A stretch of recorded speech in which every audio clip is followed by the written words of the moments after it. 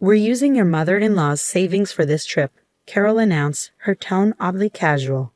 "It'll eventually become Tyler's inheritance anyway, so it's fine, right?" She added, as if to justify their actions.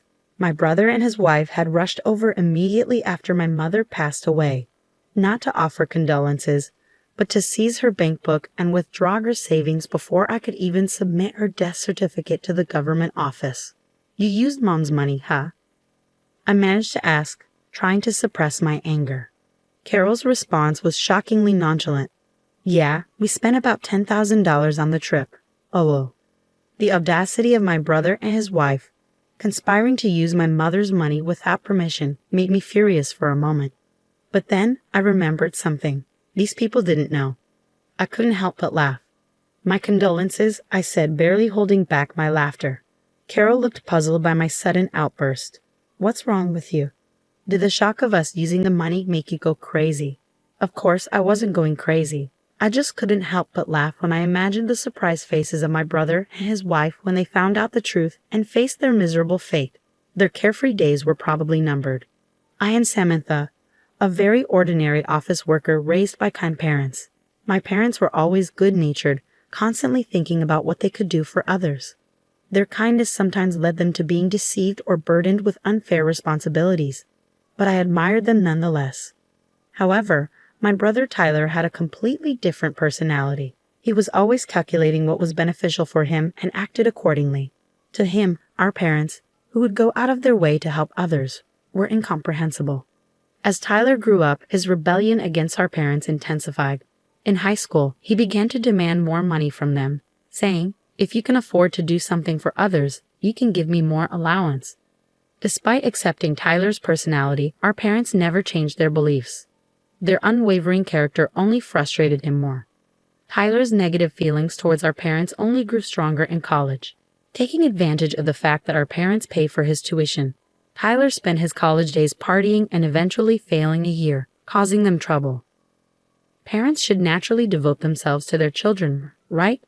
Or can you only be kind to others but not your own family? Tyler would argue, justifying his selfish behavior. After graduating college, Tyler moved out and started living on his own. Although he left home without notice, he complained. Living a decent life on his first paycheck seemed impossible for Tyler. He kept returning to our parents' house for living expenses before heading back to his own place. Concerned about him, our parents kept giving him money whenever he asked. When I finally got a job, I decided to support our parents financially in place of Tyler. "Samantha, it's your hard-earned money, so you can use it however you like," my parents said. Despite their words, I continued to give them money, treating it as their grocery expenses. This routine continued for several years. Tyler, who only showed up to ask for money, unexpectedly invited me and our parents to a restaurant to talk. When we arrived, a beautiful woman was sitting next to Tyler. "Dad, Mom, Samantha, let me introduce you. This is my girlfriend, Carol," Tyler said, and Carol nodded politely. "I've decided to marry Carol. We'll be busy preparing for our wedding and our new life together, but I hope you'll support us." I initially thought Tyler meant support in terms of caring for Carol, but it became clear that his idea of support was entirely different. He asked our parents to cover the expenses for his wedding and their new home. Knowing our parents' inability to refuse help, Tyler skillfully persuaded them to foot the bill for everything. Even after the wedding and the purchase of their new home, he continued to rely on them for money. Carol, his wife, grew accustomed to this lifestyle and began living more extravagantly. However, this lavish lifestyle was short-lived. Our father's health deteriorated and he was hospitalized. Even with insurance, hospital stays are expensive. To ensure our retired parents wouldn't struggle financially, Tyler had to reconsider his reliance on them. I proposed to my brother that we both shoulder the burden of the hospital bills.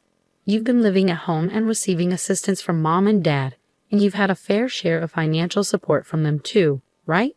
This is the time for us to step up and help them, I reasoned. But my brother didn't see it that way. "Why should I?" he retorted. "It's Dad's fault for not taking care of his health. He neglected himself while always helping others. That's his responsibility." Following that conversation, my brother stopped visiting our parents' house altogether. Neither he nor Carol, his wife, made a single visit to our father while he was in the hospital. It was my mother and I who desperately took care of him until he passed away. Even when we informed them of our father's death, they didn't offer any assistance with the funeral arrangements. They briefly showed up at the funeral but failed to greet our relatives properly before leaving. Our relatives looked at them with disdain, but they seemed indifferent. My mother, who had bravely taken on the role of chief mourner during the funeral, began to lose her energy after the funeral, clearly affected by the loss of my father. Tyler, Mom has been feeling down lately. She wants to see you. Can you visit her at home sometimes? I asked my brother. After a brief pause, he responded, By the way, what happened to Dad's inheritance? It all went to Mom. It seems they had decided that's what they would do when Dad was still alive. I informed him. Realizing the gravity of the situation, I felt a foreboding sense of dread and immediately cautioned my brother. Mom has control of the money now, right? He inquired. Yes, but listen carefully, I urged, sensing his intentions. Mom is emotionally vulnerable right now. Don't even think about taking advantage of her financially, okay? I need you to come and support her. That's what's important. What's the point of going if I can't get any money out of it? It's not worth my time, he retorted dismissively. Despite my insistence that we wouldn't be providing him with any financial assistance, my brother never set foot in our parents' house again. Then, just 6 months after our father's passing, our mother also succumbed. Despite her weakened state, my brother showed no concern. Upon learning of her death, he hurried back to our parents' house. I hoped he would fulfill his duties as the eldest son during the funeral. But to my dismay, he and his wife vanished as soon as it began. Frantically, I tried calling his cell phone, but it went straight to voicemail. In the end, I assumed the role of chief mourner in his absence, managing to navigate through the funeral proceedings alone. Several days later, I finally managed to get in touch with my brother. Samantha, this is Carol, came the voice on the other end. Where's Tyler? I asked anxiously. He's busy with boarding procedures and can't come to the phone. Carol replied casually. Boarding procedures? Where are you? We're at JFK Airport. We're leaving the United States in a few hours. Lol. My heart sank as I processed the revelation. You're leaving the United States and going abroad. Yes, we're going on an international trip, Carol confirmed, devoid of any hint of remorse or regret. I was taken aback by my brother and his wife's swift decision to embark on an overseas trip immediately after our mother's passing. However, what Carol uttered next left me utterly astounded. We're really grateful to our mother-in-law, you know. Thanks to her, we're able to enjoy this luxurious trip abroad, Carol remarked, her tone laced with casualness. Puzzled, I questioned, what do you mean by that? We used our mother-in-law's savings for this trip. After all, it was going to be Tyler's inheritance anyway, so why not use Mom's savings?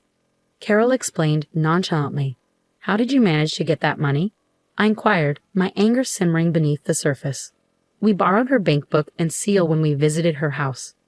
We knew we wouldn't be able to withdraw money once the death certificate was submitted, so we hurried, Carol confessed, revealing the true reason behind their rush to our mom's house after her demise. So you used Mom's money, I stated, trying to contain my frustration. Carol's response was surprisingly blaze. Yes, we've already spent $10,000 on trip expenses. It's a good thing Tyler's plan worked out. Initially, I was furious at the audacity of my brother and his wife for dipping into our mom's savings without permission. But then, a realization struck me. They didn't know. I couldn't help but chuckle inwardly. Serves you right, I thought to myself. Perplexed by my sudden outburst of laughter, Carol questioned, What's wrong with you? Did the shock of us using the money make you lose your mind? Tyler is the eldest son, so it's natural for him to inherit more, right? I responded between laughs. Sure, that's fine. I'll give up my inheritance so Tyler can inherit everything. That was your plan all along, wasn't it? Upon hearing this, Carol's demeanor shifted to one of delight. Oh my, you're quite understanding, huh? By the way, please make sure to arrange for all of Mama's mail to be sent to your house from now on. Don't worry, it's a simple task. I'll let Tyler know, she concluded cheerfully before hanging up the phone. I didn't hear from my brother again until they returned from their trip. Samantha, Carol told me you're giving up your inheritance, my brother stated as soon as he called. Yes, but more importantly, did you handle the mail forwarding for Mom's mail? I asked. Yeah, I took care of it as soon as we got back, he replied. But to know you're not going to change your mind later, are you? You won't say you should have inherited after all. I inquired. Of course not. I still believe my decision was the right one, he'd affirmed confidently. Well, it's only right that I, the eldest son, inherit everything, he added with a chuckle before ending the call. However, a few weeks later, he called again, sounding panicked. There's a collection notice addressed to Mom in her mail. What's this about? He asked anxiously. Oh, is it from the bank? I speculated. Our parents always wanted to help people in need and would accept any requests, including financial ones. As we delved into the matter, it became apparent that our parents had accumulated substantial debt. The debt outweighed their savings, making inheritance a risky proposition that could potentially leave them in a dire financial situation. Did you know about this? My brother accused, his voice rising. You knew Mom had debt, right? Why didn't you say anything? There was no point. What you're saying is meaningless, I retorted. If I had known, I would have given up the inheritance too. That's impossible, he exclaimed. Why the hell is it impossible, Tyler? You took money from Mom's bank account to go on vacation, didn't you? I countered.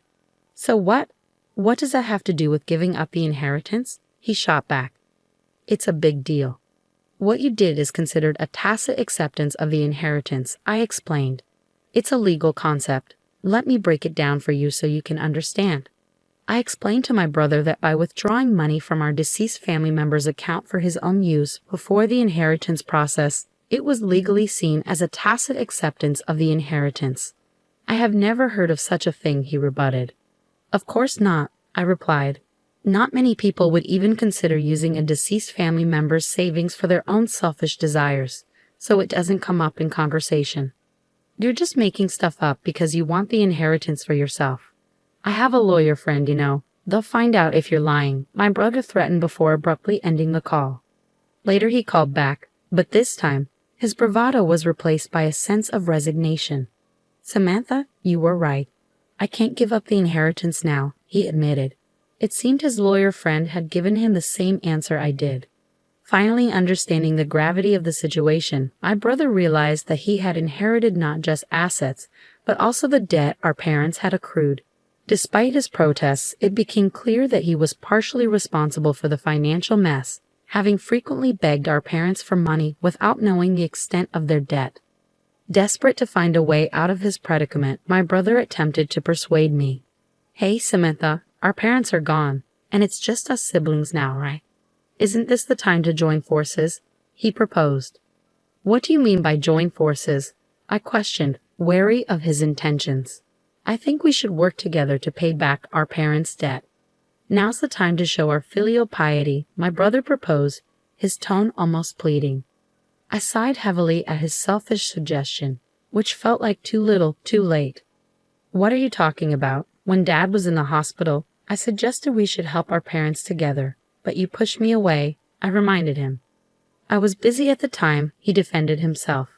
Regardless of how busy you were, you didn't visit Dad in the hospital even once, and you didn't support our grieving mother afterward. I don't want to hear the words filial piety from someone like you ever again, I retorted, feeling a surge of frustration. With nothing left to say, I left my brother hanging. Have you ever done anything for someone else, Tyler? I know you took advantage of our kind parents, but there's no one who will help someone who can't do anything for others, even if they're family. But if you don't help me, Carol and I can't pay back the debt by ourselves. Are you going to abandon your brother? We're family, he pleaded desperately. When Dad was in the hospital, you abandoned him, saying it was his own fault for not managing his health. This time, using Mom's savings is your own fault. I countered, feeling the weight of disappointment settling between us. I regret that, okay? I've changed, my brother's voice pleaded through the phone. Have you? I still think you're just desperate to reduce your own debt. And even if you've changed, the person you should apologize to is no longer in this world. It's too late. I interjected firmly, cutting him off before hanging up the phone. I had no intention of helping him. After all the trouble he had caused our parents throughout the years, burdened with debt and unable to live the carefree life they once had, Tyler and Carol's relationship quickly turned sour. However, living separately would only incur more expenses. Unable to afford even the moving expenses, they had no choice but to continue their married life together, bickering all the while. At first, they tried to save money and pay off the debt little by little from their salaries, but it didn't last long. Neither Tyler nor Carol could forget their luxurious lifestyle, and they would secretly spend money behind each other's backs, causing their debt to never decrease. As a result, they blamed each other for their inability to reduce the debt further, damaging their relationship. Their marriage continued to crumble in this vicious cycle. On the other hand, I finally found the time to properly mourn our parents. I remembered how during our parents' funeral, countless attendees tearfully expressed their gratitude for the help our parents had provided them when they were in need. Realizing how many people our parents had helped made me feel even more proud of them. It was ironic that my brother, who had never shown any gratitude and had always caused trouble for our parents, ended up shouldering the debt that resulted from their acts of kindness.